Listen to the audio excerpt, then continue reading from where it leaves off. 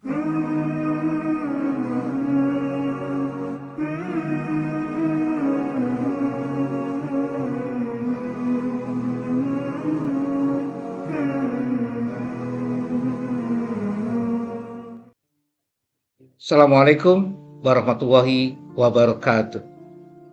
Alhamdulillahirrabbilalamin. Jumpa lagi di channel ini.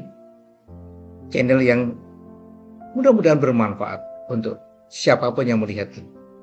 Tema kita kali ini adalah bagaimana menyikapi sebuah kegagalan. Karena beberapa bulan terakhir atau beberapa pekan ini, tidak sedikit orang tua yang telepon, WA, intinya adalah gimana anak saya tidak diterima di perguruan tinggi. Bagaimana ini anak saya tidak bisa masuk sekolah favorit. Bagaimana dan bagaimana. Tidak sedikit pula yang bertanya tentang, saya sudah menjalin tentang cinta ini sekian bulan, sekian tahun, tapi kenapa putus? Saya menjalin rumah tangga ini 1 tahun, 2 tahun, 3 tahun, 10 tahun, 20 tahun. Kenapa berantakan? Kenapa pula ayah saya, ibu saya, keponakan saya, suami saya, istri saya sakit gak sembuh-sembuh? Atau apapun Bapak Ibu, atau apapun saudaraku yang dicintai Allah dan dimuliakan Allah. Sebuah kegagalan, tidak ada yang namanya kegagalan itu enak. Semua merasakan itu dan pasti nggak enak. Belum nanti bagaimana tetangga ini. Ngapain hidup mikirin tetangga? Ya salah kita sendiri. Bagaimana menyikapi sebuah peristiwa yang kita tidak inginkan? Yang harus disadari saudaraku bahwa setiap peristiwa itu pasti terbaik untuk kita. 2, yang harus disadari pula, kita ini adalah hamba, diciptakan bukan menciptakan. Karena bukan menciptakan, maka ya tergantung siapa yang menciptakan, yaitu Sang Maha Pencipta, itulah Allah Azza wa Jalla. Karena kita ini hamba, sebagaimana firman Allah Subhanahu wa taala, tidak menciptakan jin dan manusia kecuali beribadah. Tugas kita cuma beribadah aja, semuanya ibadah. Tidak hanya sekedar kita syahadat, sholat, puasa Ramadan, zakat, haji. Semua tutur kata, perbuatan, itu semuanya bernilai ibadah. Nah, kembali pada persoalan, bagaimana menyikapi sebuah kegagalan. Dan kenapa tidak sedikit orang begitu gagal itu macam-macam perilakunya.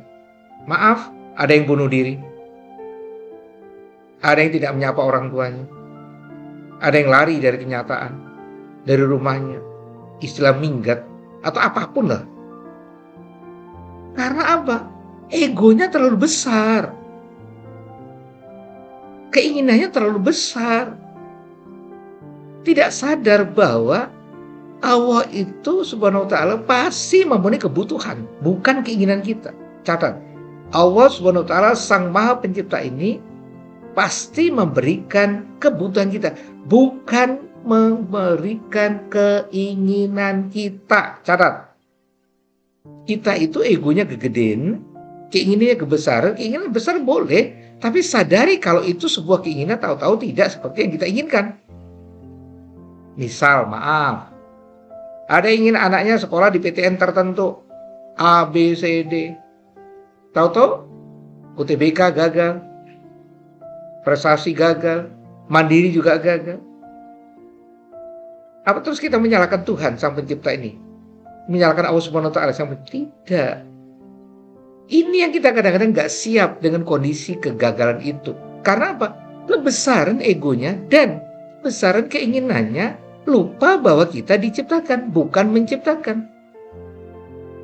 Yang mesti kita lakukan adalah tetap berproses, lalu kita mensyukuri, ridho terhadap apapun kejadiannya, suka atau tidak suka.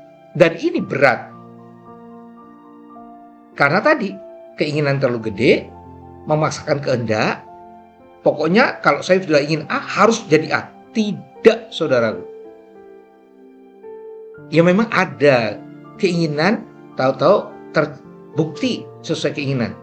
Sebagaimana hadis qudsi Allah telah berfirman, aku tergantung prasangka hambaku. Nah, itu jelas bahwa semua yang terjadi itu tergantung bagaimana mindset pemikiran kita. Kalau bahasa saya, keinginan kita itu, impian kita itu namanya proses, bukan hasil. Hasil itu milik Allah Subhanahu wa taala. Mari kita berproses. Apa prosesnya? Satu, niatkan secara lurus mencari ridho Allah, bukan selain itu. Dua, usahanya mesti dengan 4 As, kerja keras, tuntas, cerdas, ikhlas. 3, dorong dengan doa. Al-Baqarah 186. Aku dekat, firman Allah. Allah telah berfirman, aku dekat, kata Allah. Mintalah padaku, tak kasih. Itu doa. 4, bertawakallah. Pasrahkan semua kepada Allah SWT. Hasil apapun. Ketika saya ridho, saya tidak berdoa adanya kecelakaan, adanya kematian. Itu semua akan terjadi kepada siapapun. Itu. Jadi kalau kita kembali pada proses itu enak. Kita tidak memaksakan kehendak harus terpenuhi semua keinginan. Tidak. Kita ingin yes, kita mimpi boleh. Dan tapi harus diingat pula, gagal itu juga boleh. Yang tidak diperbolehkan oleh Allah SWT menyerah. Apa kita lupa bahwa firman Allah Allah telah berfirman di dalam Al-Quran, bisa jadi menurut kita baik, ternyata menurut Allah jelek. Atau dibalik, menurut kita jelek, tapi ternyata menurut Allah baik. So, dalam berproses ini, kita segera sadari bahwa apapun kejadian itu terbaik untuk kita.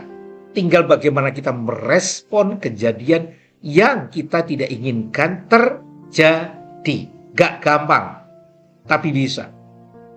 Asal nempelnya kepada Allah. Kalau tidak nempel kepada Allah, stres, mati ngadeg, bunuh diri, atau apapun. Karena tadi egonya kegedean. Ya, memaksakan kehendak, lupa kita ini siapa. Coba cek Bapak, Ibu, saudaraku yang dimuliakan oleh Allah. Siapa yang pernah nonton wayang kulit? Pernah nonton kan? Atau pernah dengar?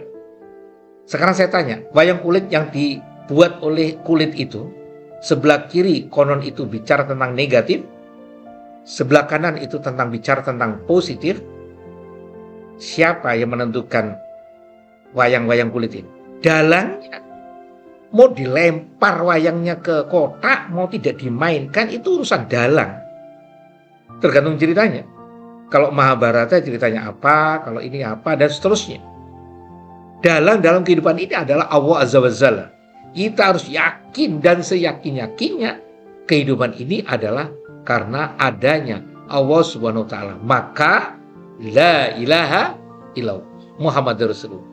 Tidak ada Tuhan kecuali Allah. Muhammad utusan Allah. Kita mesti ingat itu. Kalau enggak, stres. Enggak bisa kita memaksa.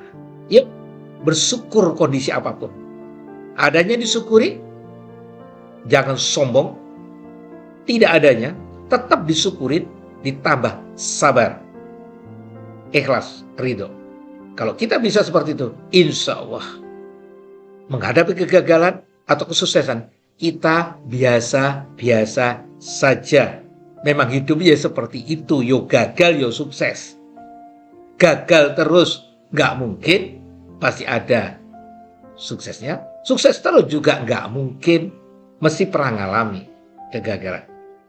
Tetap semangat saudaraku, bersama Allah pasti bisa, bersama Allah pasti ada solusinya. Deketin Allah, perbesar bersyukurnya, perbesar ikhlasnya, maka sebuah kegagalan akan menjadi sebuah kenikmatan karena kita semakin dekat kepada Allah Subhanahu wa taala.